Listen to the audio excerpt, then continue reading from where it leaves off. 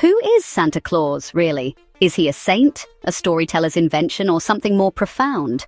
Why does he carry echoes of an ancient Norse god, a stern Slavic frost spirit, and a mischievous alpine figure who punishes bad children? And how did all of these disparate threads weave into the jolly red-suited gift-bringer we know today? Santa Claus isn't just a figure of folklore. He's a mirror reflecting centuries of human hope, fear, and generosity.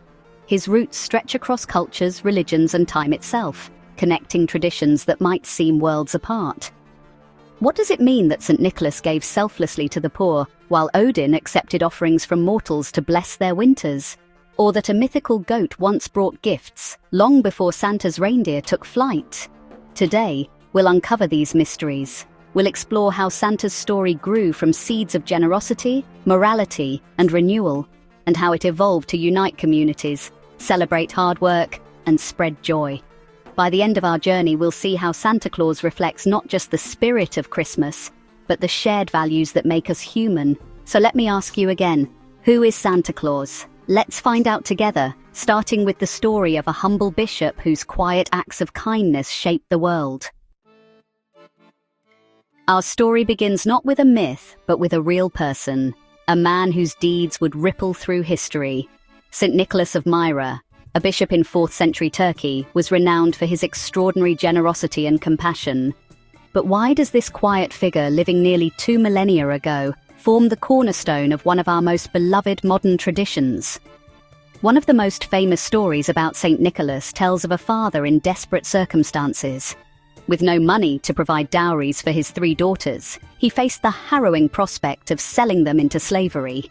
Nicholas, hearing of their plight, acted in secret. On 3 separate nights, he tossed a bag of gold through their window, providing the dowries needed to save the daughters and secure their futures. Imagine the profound relief and gratitude of that family. For the father, it wasn't just the gold. It was the salvation of his children, his legacy, his hope. And Nicholas didn't ask for recognition. He wanted the act itself to carry the meaning. This quiet, selfless generosity became the hallmark of his life, particularly toward the poor and children. This is where the foundation of Santa Claus begins. The connection between St. Nicholas, his acts of generosity, and his care for children creates the blueprint for the Santa we know today. The saint's story wasn't just about giving gifts. It was about transforming lives, lifting burdens, and inspiring hope. Think about it. The thrill of waking up to find something wonderful left for you by someone who expects nothing in return is a magic that transcends centuries. Nicholas's legacy is a timeless reminder of the power of selflessness, and so, with St. Nicholas, the seeds of Santa Claus were planted. But for our next step, we'll look to a time and place far removed from Nicholas's world, to the Norse god Odin and his mysterious wild hunt. From the quiet streets of 4th century Myra, our journey now takes us to the stormy skies of ancient Scandinavia. Here, during the long, dark nights of winter, the Norse god Odin rode across the heavens leading a spectral procession known as the Wild Hunt. This was no mere celestial parade. It was a time of mystery and reverence, when the veil between the worlds of the living and the dead seemed thin. But how does a fearsome, one-eyed all-father of the Norse pantheon connect to the jolly gift-bringer of Christmas Eve? Odin's connection to the roots of Santa Claus begins with his role during Yule, the midwinter festival that predated Christmas. Odin was a multifaceted god, a warrior, a wanderer, and a giver of wisdom and blessings. During Yule, mortals believed he rode through the skies on his 8-legged horse, Sleipnir. The hunt symbolized both chaos and divine order, a time when Odin observed humanity, offering blessings to the deserving and sometimes punishments to the unworthy. Children played an active part in this ritual. To honor Odin and his flying steed, they would leave offerings of hay or carrots in their boots by the hearth. In return, they would awaken to find small gifts, tokens of Odin's favor, or perhaps a sign that they had pleased the gods. This tradition reflects a fascinating cycle of give and take, where mortals offered their humble gifts and hoped for divine generosity in return. It's not hard to see echoes of this ritual in the modern practice of leaving cookies and milk for Santa, with gifts magically appearing in exchange. The imagery of Odin soaring through the night sky resonates deeply with Santa's later portrayal in a sleigh drawn by flying reindeer. And the duality of blessings and judgment, a god watching over humanity to reward the good and caution the wayward, finds a direct parallel in the naughty or nice list. So here we have another key thread in the story of Santa Claus, the myth of Odin. His role during Yule adds elements of mystery and wonder to the figure we know today, while also introducing the idea of a supernatural visitor whose gifts were tied to moral judgment. As we move forward in time, we'll see how these ancient practices of reward and punishment evolve. In medieval Europe, they take on sharper contrasts as figures like Krampus and Perchta bring a darker edge to the holiday season. But first, let's pause to reflect on Odin's flight, a moment of magic that still lingers in the holiday air. As we journey into medieval Europe, the warm glow of generosity and blessings begins to mix with shadows of caution and fear. Here, the holiday season wasn't just about giving, it was a time of moral reckoning. Legends took on a dual nature, pairing rewards for good behavior with punishments for the wicked. And central to this dichotomy were figures like Krampus and Perchta. Let's begin with Krampus, the horned devilish counterpart to St. Nicholas. While Nicholas was a bringer of gifts, Krampus brought something else entirely: terror. By the 12th century, this Alpine legend had become an inseparable part of the December festivities. As the story goes, Krampus would visit children alongside St. Nicholas. If they had been good, Nicholas would reward them with treats. But if they had been naughty, Krampus would punish them, sometimes with a switch, and sometimes by dragging them away in his sack. Imagine for a moment being a child during this time. The anticipation of St. Nicholas's visit was tempered by the fear of Krampus. The tension between reward and punishment became a powerful moral lesson, one that emphasized the importance of good behavior while adding an unforgettable element of drama to the season. In the Alpine regions, another figure, Perchta, reinforced this theme. Known as a winter goddess in some tales and a fearsome witch in others, Perchta was said to visit households during the 12 days of Christmas. If she found industriousness and order, she left blessings. But if she found laziness, she exacted gruesome punishments. Her dual role as rewarder and punisher reflected the harsh realities of medieval life, where survival often depended on discipline and hard work. These stories weren't just about scaring children, they were about reinforcing community values. The acts of kindness, diligence, and obedience rewarded by St. Nicholas, Perchta, or their like became lessons that bound families and communities together. This duality of morality and fear shaped the next chapter of Santa Claus's evolution. The idea of holiday figures who watched over mortals, judging their deeds and delivering consequences, good or bad, would persist into later traditions. It would soften over time, but it never entirely disappeared. Today we still see echoes of this in the naughty or nice list, a kinder, gentler version of the moral reckoning Krampus and Perchta once delivered. The holiday season isn't just about gifts, it's about reflecting on one's behavior and striving to do better. From these medieval stories, we inherit a richer, more complex understanding of Santa Claus as not just a giver of gifts, but also a reminder of morality. With Krampus and Perchta, we see the introduction of accountability, an idea that would continue to evolve as the Santa mythos grew. Now let's travel to the Germanic heartlands, where another winter figure, Frau Holle, taught lessons about diligence and rewarded those who earned their blessings. As we step into the Germanic heartlands of the 13th to 15th centuries, we encounter Frau Holle, a figure who brought the lessons of diligence and the consequences of laziness to the forefront of winter folklore, where earlier figures like Krampus and Perchta emphasized morality through a mix of fear and reward. Frau Holle introduced the idea that hard work and dedication were the paths to blessings. Frau Holle, also known as Mother Hulda, was a character deeply rooted in Germanic mythology and later absorbed into folklore. She was said to preside over the winter season, shaking out her feather bed to create snowfall in the mortal world. But her role extended far beyond weather-making. She was also a judge of human behavior, particularly of one's work ethic. In the stories, Frau Holle rewarded those who toiled diligently and punished those who shirked their duties. One of the most famous tales, preserved by the brothers Grimm, tells of two sisters, one industrious and kind, the other lazy and selfish. The hard-working sister, often referred to as Gold Mary, entered Frau Holler's realm and completed her tasks with care and devotion. As a reward, she was showered with gold. Her lazy sister Pitch Mary entered the same realm but neglected her duties. For her idleness, she was covered in pitch, a sticky, tar-like substance that clung to her forever. This story wasn't just a simple fable. It carried moral weight. It reinforced the idea that rewards were earned through effort and discipline, while laziness led to lasting consequences. For medieval audiences, who lived in a world where survival depended on hard work during harsh winters, this lesson resonated deeply. The connection between Frau Holler's judgment and the evolving Santa Claus figure lies in the emphasis on evaluating behavior.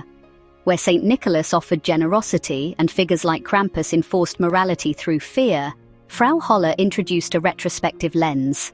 Her judgments were based on actions already completed, reflecting back on choices made and rewarding or punishing accordingly. Even today, we see this theme in Santa's role as a figure who knows when you've been sleeping and knows when you're awake.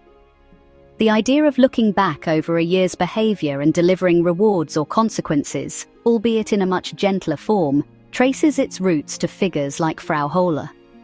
As we move forward, the lessons of diligence and morality will continue to shape the evolving Santa mythos. But now, we turn our gaze to the Netherlands in the 16th century, where the figure of Sinterklaas began to emerge, bringing helpers, traditions, and new dimensions to the growing legend. As we enter the 16th century, the Santa Claus figure begins to take a more familiar shape in the Netherlands. Here, St. Nicholas evolved into Sinterklaas, a figure deeply embedded in Dutch culture. Sinterklaas became a symbol of joy and generosity, traveling with a retinue of helpers and establishing traditions that continue to echo in today's holiday celebrations. Sinterklaas was portrayed as a stately figure, a bishop dressed in red robes, carrying a staff, and riding a majestic white horse. He made his annual visit on the evening of December 5th, known as Sinterklaasavond or St. Nicholas Eve.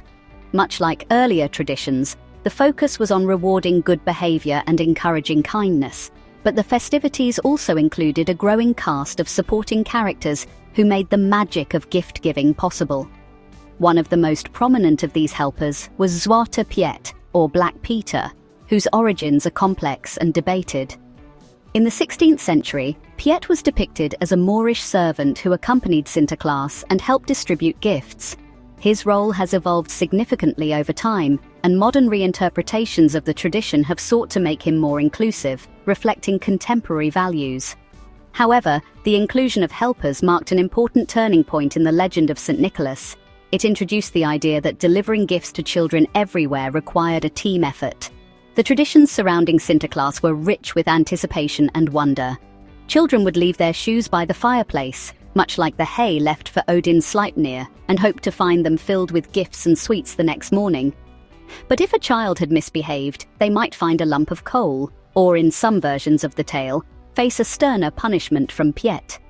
What's striking here is the inclusive nature of Sinterklaas and his helpers. They worked together to create a celebration that revolved around children, community, and generosity. This emphasis on teamwork became a stepping stone for the later portrayal of Santa Claus, who would come to rely on his elves, Mrs. Claus, and his reindeer to spread joy worldwide. The arrival of Sinterklaas also introduced new logistical magic to the holiday mythos.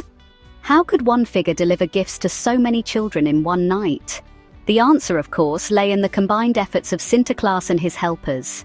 This practical enchantment is an essential piece of the puzzle that would later influence the sleigh-flying, chimney-descending Santa of modern lore. In the 16th century Netherlands, the figure of Sinterklaas began to unify older traditions: St. Nicholas's generosity, Odin's mysterious winter journeys, and Frau Holler's emphasis on rewards, while adding a distinctly communal aspect. The image of a benevolent gift-bringer was becoming more defined, but there were still transformations to come.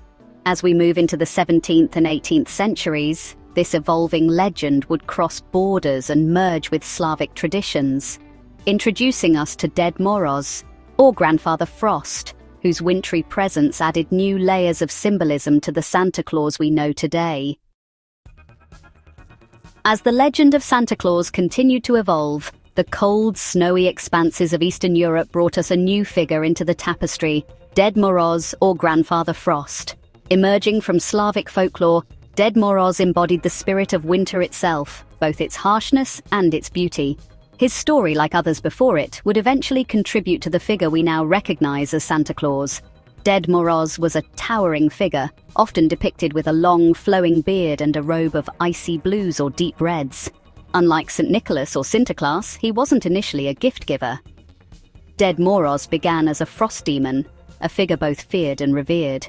He was believed to wield the power of winter's chill, freezing rivers, frosting trees, and sometimes punishing those who displeased him by freezing them in their tracks. Over time, however, his character softened. By the 18th century, Ded Moroz had transformed into a benevolent figure tied to winter festivals and New Year's celebrations. He became a bringer of gifts, rewarding children who endured the cold season with cheer and presents. He was often accompanied by his granddaughter, Snegorochka, or the Snow Maiden, who helped him distribute gifts and added a familial warmth to his otherwise frosty demeanor. The festivals associated with Ded Moroz were vibrant and full of life, providing light and warmth in the darkest days of winter.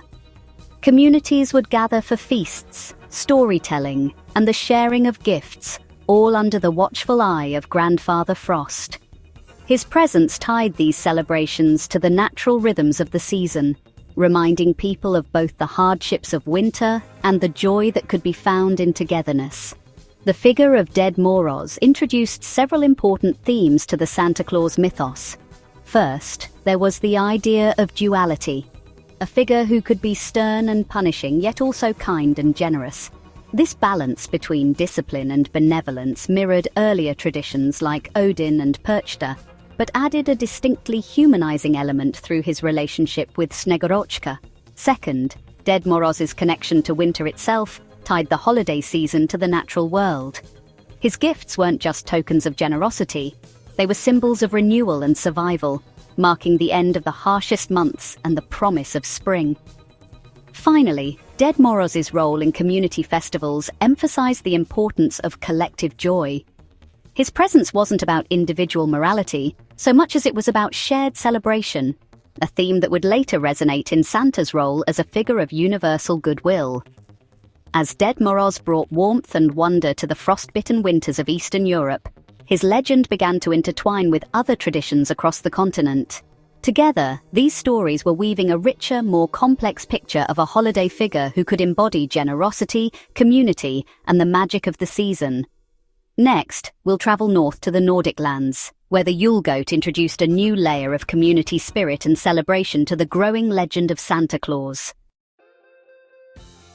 As we venture to the Nordic lands of the 18th and 19th centuries, we encounter a figure central to Scandinavian winter traditions, the Yule goat. Unlike the human-like characters of St. Nicholas or Ded Moroz, the Yule goat was an animal, an enduring symbol of both community and celebration during the darkest time of the year. The Yule goat, or Julbok, has roots stretching back to pre-Christian pagan rituals. Originally, it was associated with Thor, the Norse god of thunder, whose chariot was said to be pulled by two mighty goats, Tangrisnir and Tangnjosta. These goats, mythologically tied to strength and renewal, were an integral part of midwinter festivals like Yule, where they symbolized the life force that helped communities survive the cold months. As Christianity spread through Scandinavia, the Yule goat persisted, but evolved. By the 18th century, it had taken on a new role, that of a mischievous or even slightly ominous figure who ensured that Christmas preparations were properly observed. Communities believed the Yule goat might visit to inspect homes, ensuring that they were ready to celebrate the season. But as the 19th century unfolded, the Yule goat transformed once more, this time into a benevolent bringer of gifts. Before the figure of Santa Claus became widespread in Scandinavia, it was often the Yule goat who delivered presents to children. In some regions, it wasn't just the goat itself, but neighbors or family members who would dress up as the Yule goat, disguising their identities to hand out gifts. This practice added an element of festive playfulness and deepened the sense of communal joy. The symbolism of the Yule goat shifted from being a divine figure to a celebratory one, but it always retained its connection to the community. The act of gift-giving wasn't just about the individual. It was about the shared experience, a moment when neighbors and families came together to create warmth and happiness despite the harsh winter outside. This spirit of community bonding is a crucial piece of the Santa Claus story. While Santa would later take over as the primary gift-bringer in Scandinavian cultures, the Yule goat laid the groundwork by emphasizing collective celebration, a theme that resonates strongly in Santa's role today. Even now, the Yule goat remains a part of Nordic holiday traditions. Straw Yule goats are crafted as decorations, and in the Swedish town of Gavle, a giant Yule goat has been erected annually since 1966, a nod to this enduring symbol of festive spirit. From the Yule goat, we inherit an essential element of the Santa Claus mythos. The idea that the holidays are not just about giving gifts, but about fostering connection and community. With this theme firmly established, the 19th century would witness another transformation, this time in America, where the Santa figure would begin to take his modern form. Let's cross the Atlantic to explore how St. Nicholas merged with Father Christmas and other traditions to become Santa Claus as we know him today. By the 19th century, the Santa Claus figure we know today was beginning to take shape, and much of this transformation happened in America. It was here that St. Nicholas, Sinterklaas, and various European traditions converged, creating a new figure. A cheerful, jolly gift-bringer who transcended his old-world roots and became a universal symbol of Christmas joy. The story begins with Dutch settlers who brought their tradition of Sinterklaas to America in the 17th century. By the early 1800s, this Dutch figure had started to blend with other European holiday traditions, including the British Father Christmas, a figure associated more with feasting and merriment than gift-giving. The result was a character both recognizable and new, a figure of generosity, warmth, and magic. This transformation was cemented in 1823 with the publication of the poem A Visit from St. Nicholas, better known today as 'Twas the Night Before Christmas. Written by Clement Clarke Moore, this work reimagined Santa Claus in vivid detail. Gone was the solemn bishop of Sinterklaas, replaced by a right jolly old elf who traveled in a sleigh pulled by 8 tiny reindeer. Moore's Santa was cheerful, plump, and brimming with good humor, bringing gifts to children by slipping down their chimneys. This portrayal resonated deeply with Americans. It simplified and unified various European legends into one cohesive image, while also introducing whimsical elements like the reindeer, the sleigh, and Santa's magical ability to visit every home in a single night. Another key moment came in 1863 when political cartoonist Thomas Nast began illustrating Santa Claus for Harper's Weekly. Nast added more details to the character, such as his red suit trimmed with fur, his home at the North Pole, and his list of naughty and nice children. These illustrations became wildly popular, solidifying Santa's appearance and attributes in the collective imagination. The industrial boom of the 19th century also played a role in Santa Claus's evolution. As consumer culture grew, Santa became closely associated with the giving and receiving of gifts. Department stores began using Santa as a marketing tool, with live Santas appearing in stores to greet children. This commercial dimension ensured that Santa Claus was not only a beloved figure of folklore, but also a cultural icon tied to the holiday economy. By the end of the 19th century, Santa Claus had become distinctly American, yet he remained universal. He carried the generosity of St. Nicholas, the magic of Odin's wild hunt, the moral lessons of Krampus and Frau Holle, and the community spirit of the Yule goat. What emerged was a figure who reflected the values of a growing, diverse nation: kindness, inclusivity, and joy. This period marks a crucial turning point in Santa's journey. His image had been refined and standardized, yet his story continued to evolve. As the 20th century dawned, Santa would step onto the global stage, becoming a unifying symbol across cultures and finding his final iconic form. Let's now explore how this integration unfolded in the modern era, bringing us the Santa Claus we know and love today. As the 20th century dawned, Santa Claus transcended his American identity to become a global phenomenon. Through the power of art, media, and cultural exchange, Santa evolved into a unifying figure, one who embodied the spirit of kindness, community, and generosity across the world. The defining moment for Santa's global image came in the 1930s, when artist Haddon Sundblom created a series of advertisements for Coca-Cola. These iconic illustrations depicted Santa as the plump, rosy-cheeked figure we recognize today, dressed in his red suit trimmed with white fur. Sundblom's work wasn't entirely new. It built on the Santa visualized by Thomas Nast in the 19th century, but it brought him to life in a way that resonated universally.